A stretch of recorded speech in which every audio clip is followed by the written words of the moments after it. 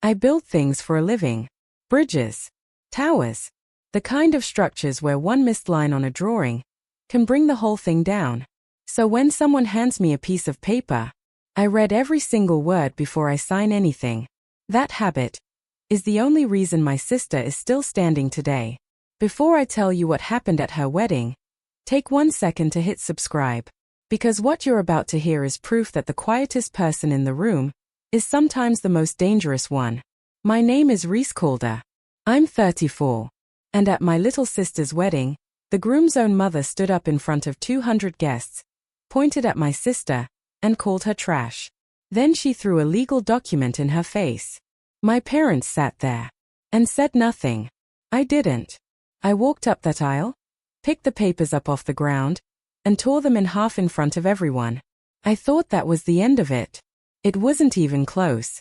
3 weeks later, I put a single folder on a cold marble table and watched that same family go pale and start screaming.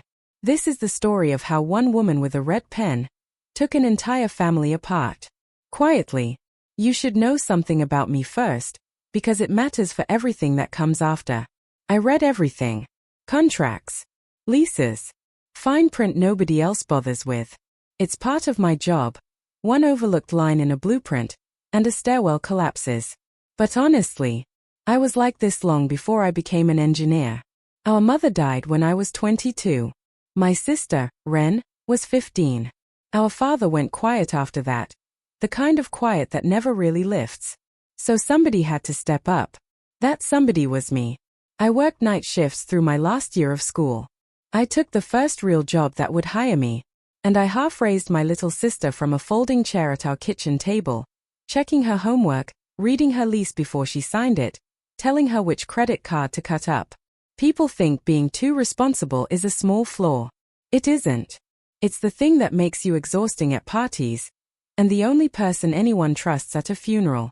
What I didn't understand yet, not at 34, not until everything that's about to happen, is that when you carry someone for that long, sometimes you accidentally teach them they can't carry anything themselves. And when the real weight finally lands, they're not ready for it. Ren was an artist. She made pottery, taught a couple of art classes a week, and had this way of making total strangers feel like the most interesting person in the room. I envied that about her. I also worried about it. Because people who can make anyone feel chosen can also be chosen, very carefully, by exactly the wrong kind of person. The night she called to tell me about a man named Holt Ashworth, I heard something in her voice I'd never heard before. Brightness, but underneath it, something careful. Something measured. I told myself I was overthinking it. I'm never dramatic. Looking back, that should have been my first warning sign. The Ashworths were old money. The kind of family that has a wing of the local hospital named after them, a house with a circular driveway, and a marble fountain that runs even in the middle of winter, just to prove they can afford to keep it running. The first time I visited that house, I put my hand on the entryway wall. Cold marble. Polished so smooth it didn't hold any warmth at all. I remember thinking, a home shouldn't feel like a bank lobby. At first, Ren glowed there.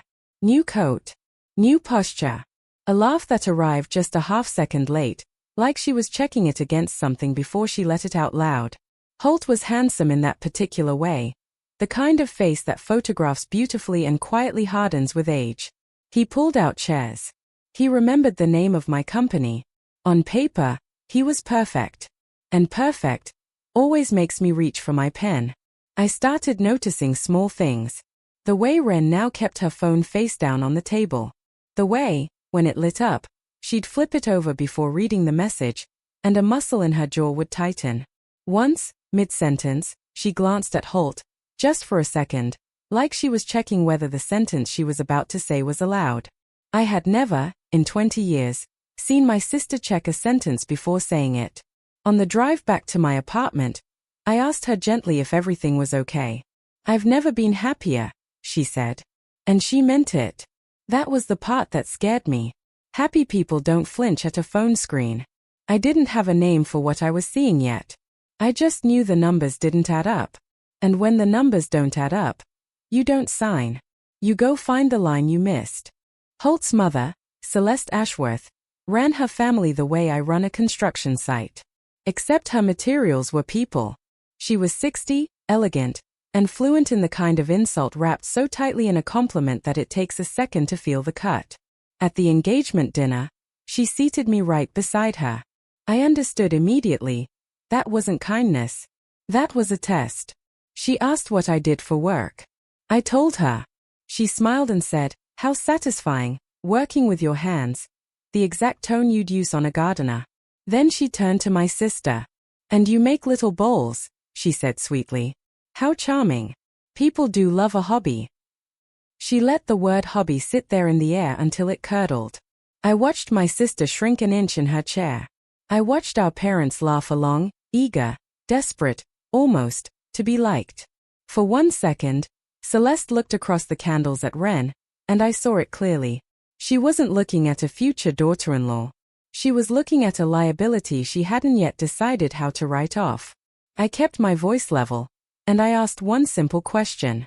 How did Holt and Ren meet? Celeste's smile didn't move, but something behind her eyes did, a small recalculation. The look of someone remembering, too late, that there are questions you'd rather not have invited. "He's always been so generous with his time," she said. "He met her at a charity fundraiser." Generous with his time. I made a mental note of that phrase, the way I'd note a hairline crack in a wall that's nothing today, and structural by spring. The red flags didn't wave. They whispered.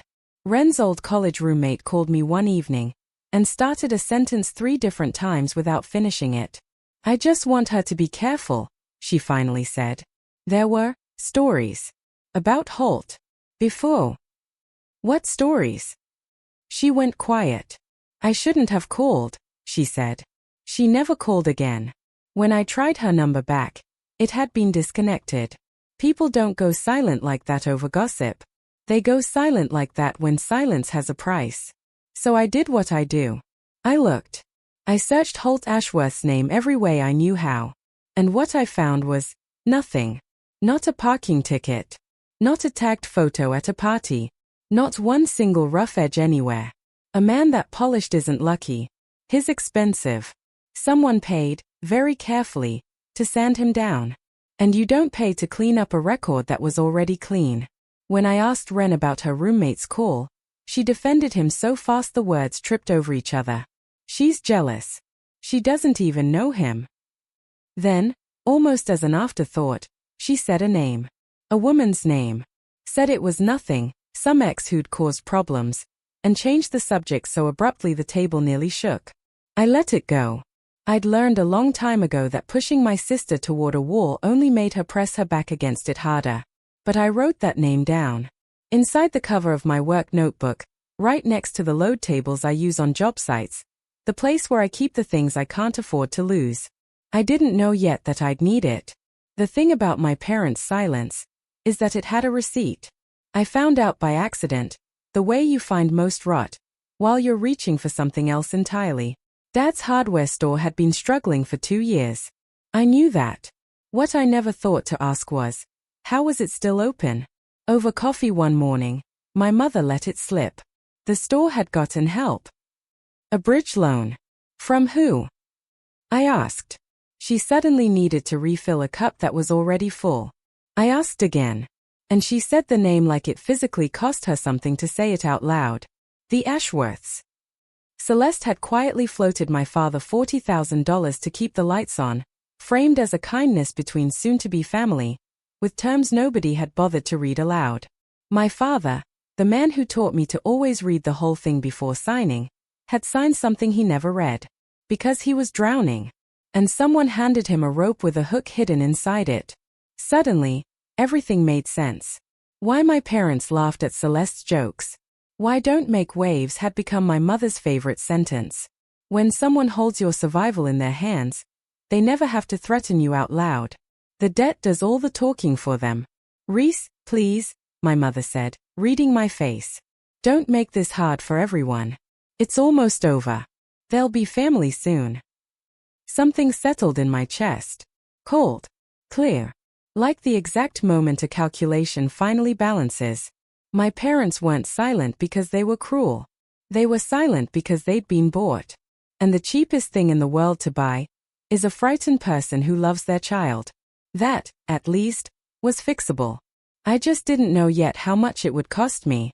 The prenuptial agreement arrived 11 days before the wedding. Courier delivery, from a lawyer named Pruitt, the Ashworth family's longtime fixer, the kind of man who had his own reserved parking spot at their estate. He called it a formality. Used that exact word 4 times in one phone call. The way men use a word when they need it to do more work than it's capable of. Wren was told to sign it and not worry her pretty head about it. No lawyer of her own. No disclosure of what Holt actually owned. No time to think. Just a deadline shaped like an altar. That night, I sat at my kitchen table with that document and my red pen, and I felt my whole spine straighten. Because this I knew how to read. A contract is just a building made out of sentences. You can see exactly where it's designed to fail, and who it's designed to fail on. The terms were brutal. In a divorce, Wren would walk away with nothing. No support, ever. And a confidentiality clause so broad it could have covered the weather. But it was the timing that gave the whole thing away.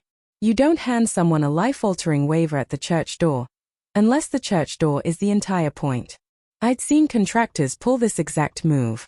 Bury a bad clause deep in a stack of paperwork, schedule the signing for 5 o'clock on a Friday, and hope you're too tired to actually read it. A woman.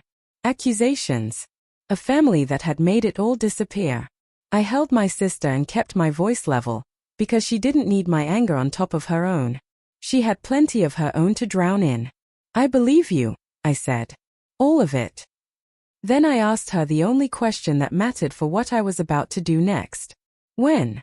When did she make those accusations? Wren thought hard, and gave me a season. A year. A window narrow enough to actually matter. I wrote it down, under the case reference, under the name. 3 lines. A column of facts, all finally pointing in the same direction. Wren fell asleep on my couch around 2 in the morning. I sat up until dawn with my notebook and a cold coffee, and for the first time in weeks, the wall in front of me had a door in it. With a season and a year, the courthouse index stopped being noise and became a map. I went back to the annex Monday morning, sat down at the public terminal, and narrowed the search to that window. The Ashworth results shrank, from years, down to months, then to a handful, then to one case that made my stomach drop. A civil filing. The plaintiff listed as Jane Doe. Courts allow that, when someone needs protection. The defendant, Holt Ashworth. Filed, then resolved within the year. Marked settled. The file sealed by stipulation. Sealed. That word is supposed to feel like a locked door. But here's what the Ashworths either forgot, or assumed I'd never figure out. Sealing a file hides what's inside the case. It does not erase the fact that the case existed. The docket stays. The caption stays. The fact that a woman walked into a courthouse and accused Holt Ashworth, under oath, on a date Celeste had just announced at a wedding, that stays right out in the open. Where I was sitting. The settlement reference in the prenup matched the case number on my screen exactly. The same matter. The same muzzle, now being fitted onto my sister's mouth, before she'd even said a single vow. I printed the docket sheet. The old printer in that annex was slow and loud, and I watched the page crawl out, 1 inch at a time. A complaint. A protective order. Granted. A stipulated dismissal. A seal. None of it was a conviction. I made myself say that out loud, alone, in my car. A protective order isn't a verdict. A sealed settlement isn't a confession. People settle for 100 reasons that have nothing to do with guilt. But it was a sworn complaint. And a judge who'd seen enough to sign a protective order. That, I could not file under coincidence. I sat in that parking lot, hands steady, pulse anything but. I uncapped my red pen, and I circled the case number, 1 clean loop around a string of digits, on a public document, in a courthouse parking lot, while my engine ticked as it cooled. I want you to hold on to that image. Because I held on to it for everything that came after. People imagine justice as a courtroom thunderclap. Mostly, it's a circled number on a printout, and one woman deciding not to look away. Money can seal a file. It can't unfile it. The Ashworths had spent a fortune making the contents of that case disappear, and it had worked. The contents were gone, locked tight. But the spine of it stood there in the open. A protective order, granted. A complaint, filed and never withdrawn, only quietly settled. The Ashworth method came into focus, like an image developing in a darkroom. They didn't make problems untrue. They made them quiet. The prenup wasn't a marriage document at all. It was a confidentiality agreement, wearing a wedding dress. The next link in a long chain of bought silence, and my sister had been about to sign herself into it. Somewhere out there was the woman who'd filed that protective order. Jane Doe. Someone who'd once been brave, in a building exactly like the one I was parked outside of, and then been paid to disappear. I had a docket, a date, and a fact a judge had already found credible enough to act on. What I didn't have was the one thing the law leaves entirely up to a person, not a record, her name, and whether she'd ever be willing to use it again. Finding a woman who'd spent years disappearing isn't something you do in an afternoon. And it's not something you do through tricks. I want to be clear about that, because the difference is everything. I didn't follow anyone. I didn't bluff my way into sealed files.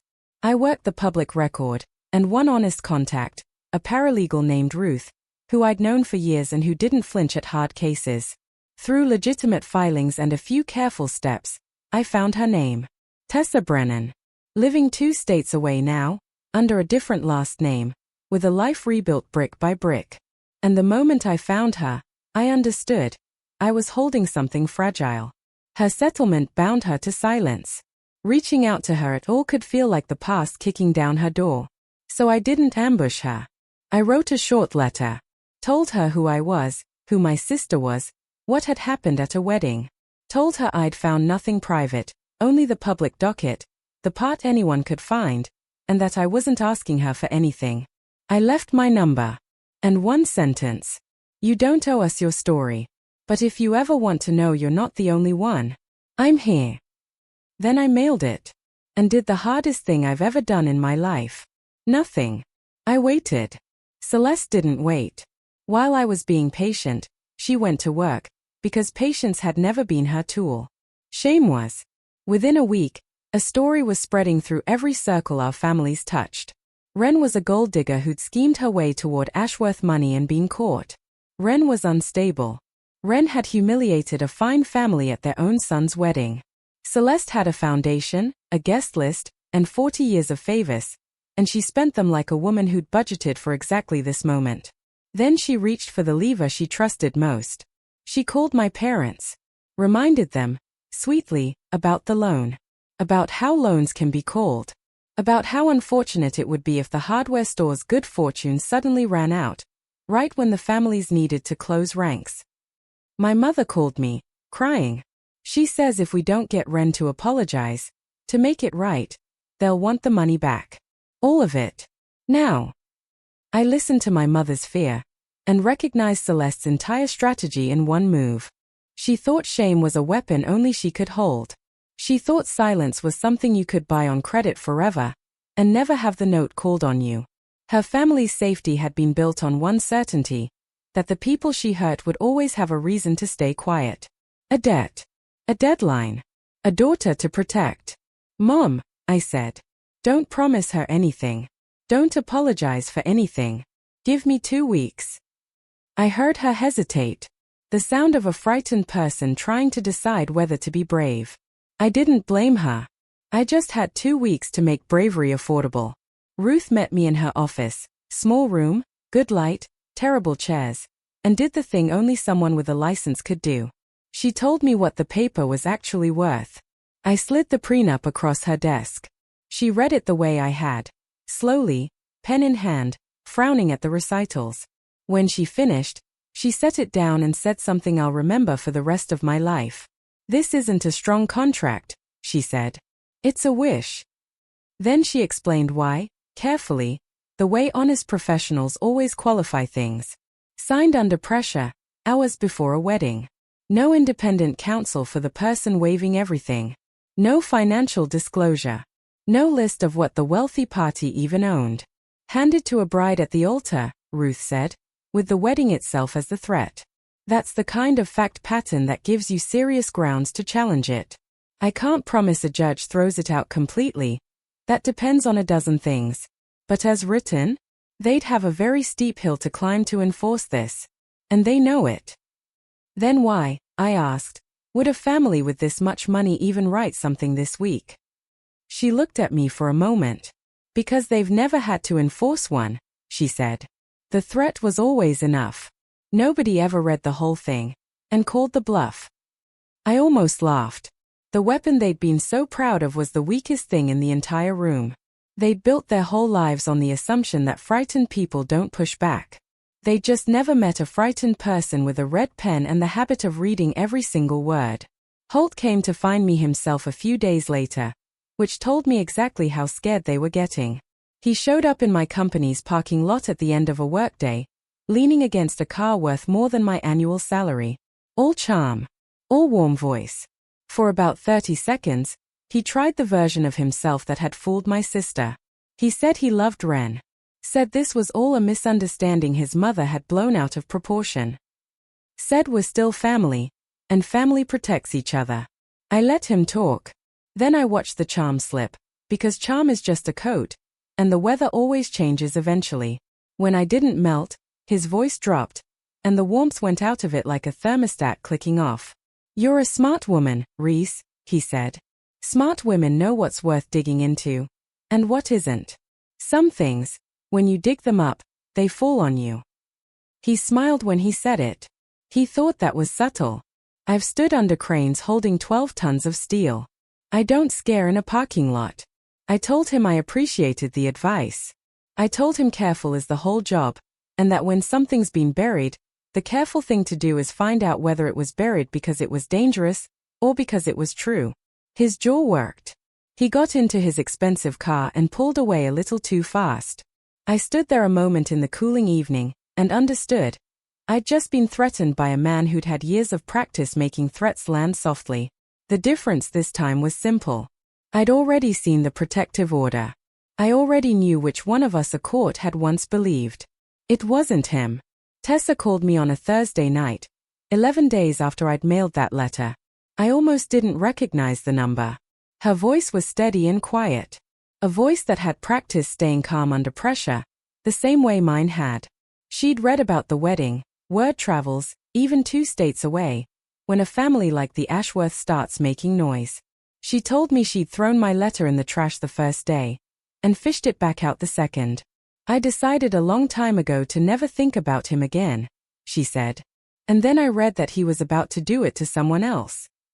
We talked for 2 hours. I told her almost nothing about her own case. I didn't know it. It was sealed, and I'd never tried to find out what was inside. She appreciated that more than I expected. Everyone who's ever contacted me wanted the story, she said. You're the first person who already knew the part that mattered, and didn't ask for the rest. I told her the truth. She didn't owe us anything. Her settlement had bought her peace, and she had every right to keep it. She was quiet for a long moment. Then she said the thing that changed everything. The agreement I signed says I can't talk about what happened to me, she said.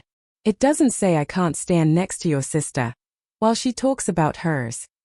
She'd already run those exact words past her own attorney, read the language aloud over the phone, asked the careful question, and been told, affirming that a case was real, without revealing a single sealed fact, lived safely on the right side of the line. She wasn't guessing. She'd lawyered her one sentence the same way I'd lawyered mine. I sat down slowly on my kitchen floor. She didn't owe us a single word. And she'd decided we were worth the risk anyway. That's not a document. That's a person. You can't buy that. And the Ashworths had built their entire empire on the belief that you could. I want to be fair to Celeste, because the truth is always stronger when it's fair. In those 2 weeks, I learned where she'd come from, and it complicated my anger, without forgiving anything. Celeste hadn't been born an Ashworth. She'd married in, 40 years ago. A girl from nowhere, handed a brutal prenup at her own engagement, made to understand, clearly, coldly, that she'd be tolerated, not welcomed. Only as long as she was useful. And quiet. An old family friend told me, without quite meaning to over-gala gossip, how the Ashworth matriarch of that era had referred to young Celeste as a project. So Celeste had stood, once, exactly where she'd put my sister. She'd been the girl in the chair, holding a contract that called her worthless. And she'd had a choice. The choice everyone who's ever been hurt eventually faces. Break the thing that broke you. Or become it. And decide that since you paid the toll, everyone after you would pay it too. She chose to become the woman who throws the paper. That's the part one can't soften. Pain explains people. It doesn't excuse them. The girl they once called a project grew up to call my sister trash. On purpose. In front of witnesses. To a woman who had done nothing but love her son. I felt one clean second of sorrow for the young Celeste. And then I let it go, because the older Celeste had already spent that sympathy. Every single time she chose the cruelty she knew, over the mercy she could have offered instead. She'd been given a reason to protect girls like Wren. She'd used it to hunt them instead. The first thing I did wasn't loud. It was a bank. Celeste's entire grip on my parents came down to $40,000, and the fear of it being called. So I took the fear off the table. I'd spent 12 years being the responsible one. And responsible, it turns out, has a balance you can actually draw on. I had savings. Good credit. A credit union that liked engineers with steady jobs. I sat my parents down at their own kitchen table, the same table I half grew up at, and told them I was refinancing the loan myself. Paying off the Ashworths in full, immediately. Carrying the note for the store on my own terms. Terms my father read out loud this time. Every line. With my red pen in his hand. My mother started to cry. My father didn't say much. He just gripped that pen for a long time. I should have read it, he finally said. The first one. I should have read the whole thing. I told him it was all right. I told him the only thing that mattered now was that nobody held a rope over our heads anymore. By Friday, the Ashworth money was gone from our family, wired back exactly where it came from. The leverage, cut clean. I didn't ask my parents to be brave. Bravery is expensive, and they were tired, and frightened, and human. I just took away their excuse, so that when the moment finally came, the only thing standing in their way would be themselves. Pruitt's letter arrived 2 days later. Heavy paper. The kind of envelope designed to make your hands shake before you even open it. A cease and desist. Accusing me of harassment. Of interfering with the family. Of threatening to violate a confidentiality agreement. A year earlier, that envelope might have worked on me. But I had Ruth now. I sent it straight to her. And her answer was so calm it was almost funny. The confidentiality agreement they were waving around belonged to Tessa. And to a prenup Wren had never signed. Neither one bound me. You cannot gag a stranger with someone else's contract. I'd never seen the sealed contents of anyone's case. I never tried to. I knew only the public docket, which belongs to the public, and the existence of a protective order, which no settlement can ever reach back and UN grant. Ruth wrote Pruitt a short reply, in that cold language lawyers respect. And something remarkable happened. The threats stopped. Because here's what a cease and desist that aggressive over public information actually tells you. It tells you they have something to hide, and they just confirmed exactly where it is. You don't send a letter that frightened over nothing. Pruitt had reached for intimidation, because intimidation had always worked. The family's oldest tool. And it had just slid right off me, and landed face up on the table for everyone to see. He was a smart man who'd built a career on the assumption that no one would ever read the whole thing and call the bluff. He'd finally written to one who would. The decision wasn't mine to make. And that was the hardest, and the best, part of all of it. I'd spent 12 years carrying my sister. And the lesson of all 12 of those years came due in my apartment, one quiet evening, when I laid everything out for her. The docket. The circled case number. The protective order. Ruth's red ink all over the prenup. And Tessa's offer, to stand beside her. I told her the facts. And then I stopped talking, which is not exactly my gift. I told her I'd back whatever she chose, including choosing nothing at all. She could walk away quietly, keep her peace, build a new life 2 states over, the way Tessa had. No one would blame her. She sat with it for a long time, turning my red pen over in her hands. Then she set it down. He told me once that no one would ever believe me over him, she said quietly. He was so sure. He'd practiced being sure. She looked up at me. I want to stop hiding. I'm not going back to him. And I am not apologizing for being thrown out of my own wedding. She paused. And if Tessa's willing to stand next to me, I want the truth on the record. Out loud. Where people have to hear it. I asked if she understood what that meant. That it would be public. Lawful. Witnessed. No secrets, no tricks. Just two women telling the truth in daylight, with a record anyone could check. She said yes. For once. I wasn't carrying her. I was standing next to her. The way Tessa had offered to stand next to us. The way, maybe, somebody should have stood next to a frightened girl called a project, 40 years ago, before she learned to throw the paper instead. We had 3 days, until the foundation gala. Celeste's gala was an annual fixture. Black tie, the foundation's biggest night, the hospital wing, the donors, the local press with their photo spreads. This year, she'd quietly reproposed it. Word had gone out that the evening would include a few remarks. About family, about loyalty, about not believing everything you hear. A polished rehabilitation of the Ashworth name, with my sister cast as the cautionary tale. She'd even let it be known, through the right channels, that Ren would be welcome to attend, and apologize. That the family was prepared to be gracious. She wanted Ren there. She wanted the public surrender. She'd built the entire evening around the certainty that a shamed girl would either stay home, or come crawling. So we accepted the invitation. Ren and I arrived together. On time. Calm. Dressed simply, in clothes that didn't try to compete with the room. Tessa flew in that afternoon and met us in the parking lot. The three of us stood for a moment under the cold lights of the Ashworth portico, that same white marble, and Tessa looked up at the house and exhaled slowly. I never thought I'd come back to a place like this, she said. On purpose. I had Ruth on call. The docket in a folder. The prenup behind it. My red pen clipped inside the cover, exactly where it always lives. I wasn't nervous. Which surprised me. I felt the way I feel on a job site when the math is finally done, the load is rated, and you're just waiting to watch them pour the concrete. Celeste had built the stage. The lights. The audience. She'd done all the work. We just brought the file. The ballroom was beautiful, and freezing, in the way money always is. 200 people. Candlelight on marble. A string quartet. A local society reporter near the front, notebook open. Celeste worked the room like a captain on her own deck. When she saw the three of us walk in, Ren, me, and a woman she didn't recognize, she made one small mistake. She smiled. She thought we'd come to surrender. Midway through the evening, she took a microphone near the head table. The velvet voice. The talk of family, and loyalty, and how easy it is to be fooled by people who aren't what they seem. She looked directly at my sister when she said it.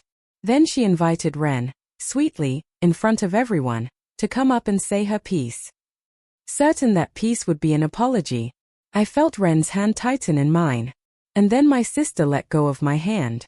Which is the bravest thing I have ever watched anyone do. She walked to the front of that cold, bright room alone. Took the microphone Celeste offered. Celeste's smile held. She was still sure. Ren's voice shook on the first word. And then it didn't. You called me trash. At my own wedding. In front of all of you.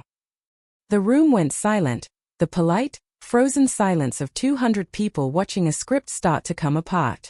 Celeste reached for the microphone. Ren didn't give it back. I'm not here to apologize, she said. I'm here because I stopped being afraid of your son. Across the room, Holt set down his drink. I stepped forward. That was my part. The part that was mine. Before anyone decides who to believe, I said, keeping my voice as level as a poured floor, I think everyone here should know what's already on the public record. I opened the folder on the head table, the same cold marble, of course. This family really did love their marble, and laid the pages down where the candlelight caught them. I want to be precise about what I did, and didn't, do. Because it's the whole point. I didn't play a recording. There wasn't one. I never wanted one. Secret tapes are how cowards work. I didn't read a single private detail. I didn't know any. I read from public documents and let the facts stand in the open air. First, the prenup. I held it up. This is the agreement Celeste Ashworth threw at my sister, at the altar. A family lawyer reviewed it, handed over hours before a wedding, no independent counsel, no financial disclosure, signed under the threat of public humiliation. Under the law in this state, that gives strong grounds to challenge it. It isn't a war. It's a bluff. They never expected anyone to read the whole thing. A murmur moved through the room. Then I set down the second page. The one that mattered. This is a public court docket. Anyone here can pull it tomorrow. A civil case. A protective order, granted by a judge. I'm not standing here calling that a conviction. It isn't one. But it is a matter of public record that a woman went to a courthouse, under oath, and a judge took her seriously enough to act. The defendant, I said, is Holt Ashworth. The family settled it. And sealed the file.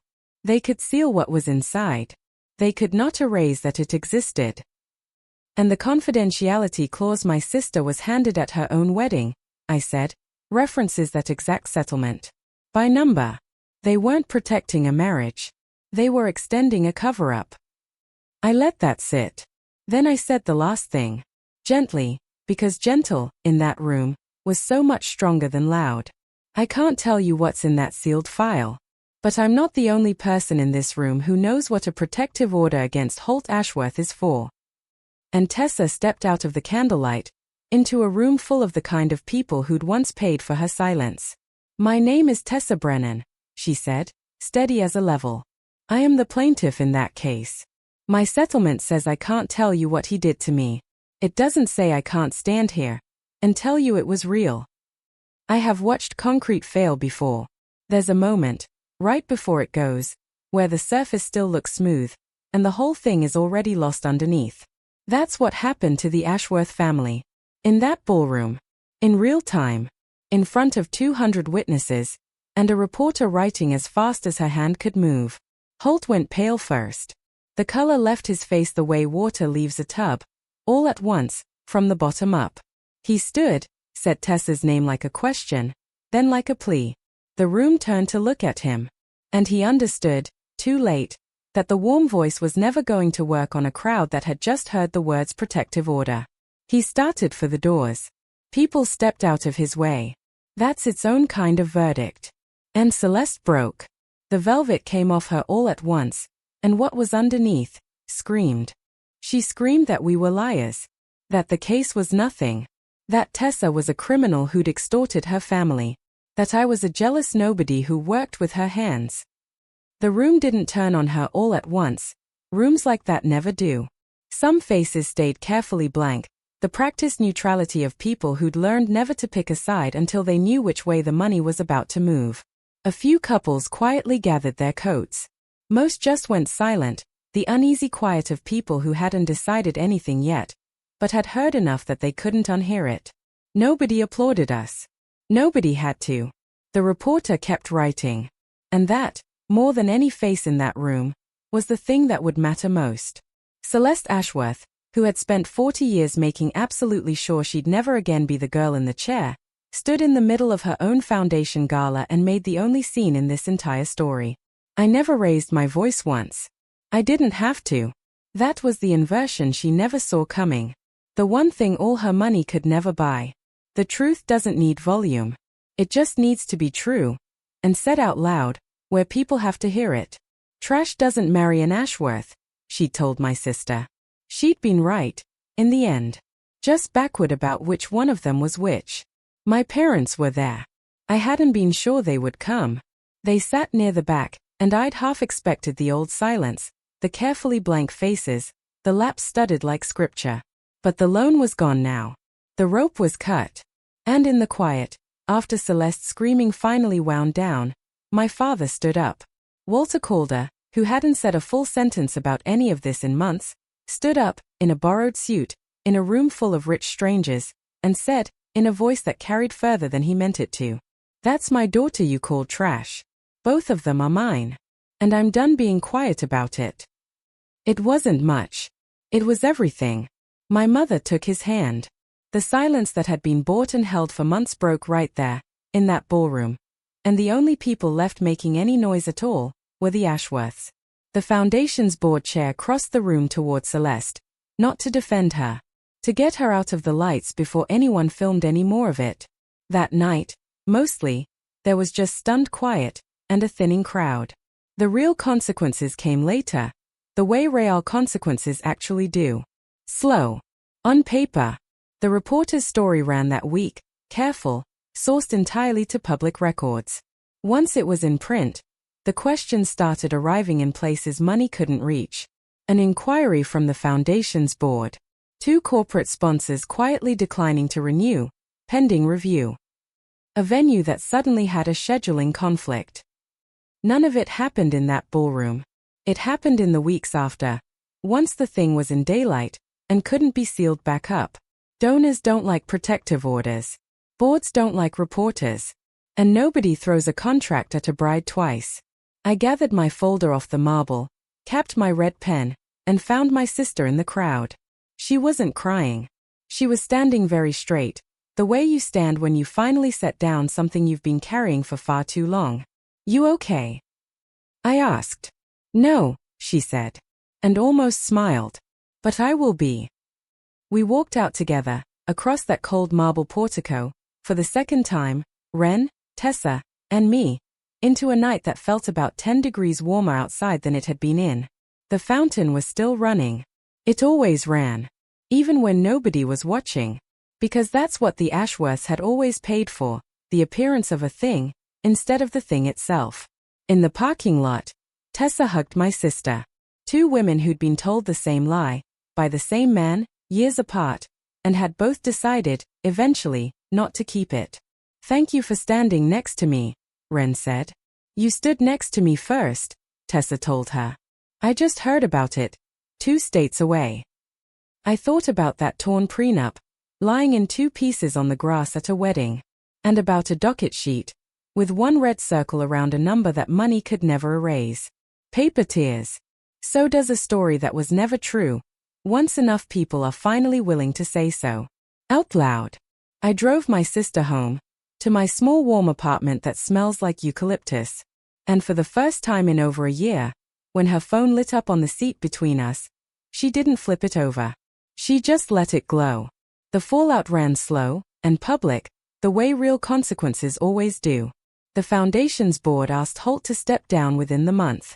Institutions can survive a sealed case. They cannot survive a documented one, not with a reporter's photo of the exact night it cracked open. Other filings began surfacing in the daylight, where Tessa and Ruth could see them. Not sealed secrets, just the ordinary records that quietly pile up around a man who's been handled before. Each one a little easier to find, now that people knew where to look. Celeste stopped being invited to the things she'd built her entire identity around. The prenup, of course, went nowhere. There was nothing left to enforce, and no one left who wanted to try. My parents are slowly becoming themselves again. Lighter, the way people get, when a debt and a fear leave the house at the same time. My father reads everything now. The whole thing. With a pen in his hand. Ren rebuilt first in our hometown, a tiny studio, a kill, a part-time class. And then, last spring, she moved to Portland and opened a small ceramics shop, with a name over the door that belongs to her and no one else. She sells bowls. Charming little bowls, the kind a 60-year-old woman once described with a curl of her lip. People love them. She sends me one every birthday. I keep them on my windowsill, where the light is good, where nothing is cold marble, and nothing is for show. Here's what I learned. A name can't make you clean, and it can't make you trash. Only what you do, in daylight, can do that. So if the truth is yours to tell it in daylight. Out loud. Where the people who tried to bury it have to stand there and hear it. That's my story. One torn page. One public record. One sister who finally stopped hiding. And one father who finally stood up. If this reminded you that silence is a choice, and so is the truth, then make the braver choice today, before someone hands you a deadline shaped like an altar. By the way, where are you watching this from? Let us know in the comments, because it's amazing to see how far these stories travel around the world. If you know a woman who needs to hear this, send it to her.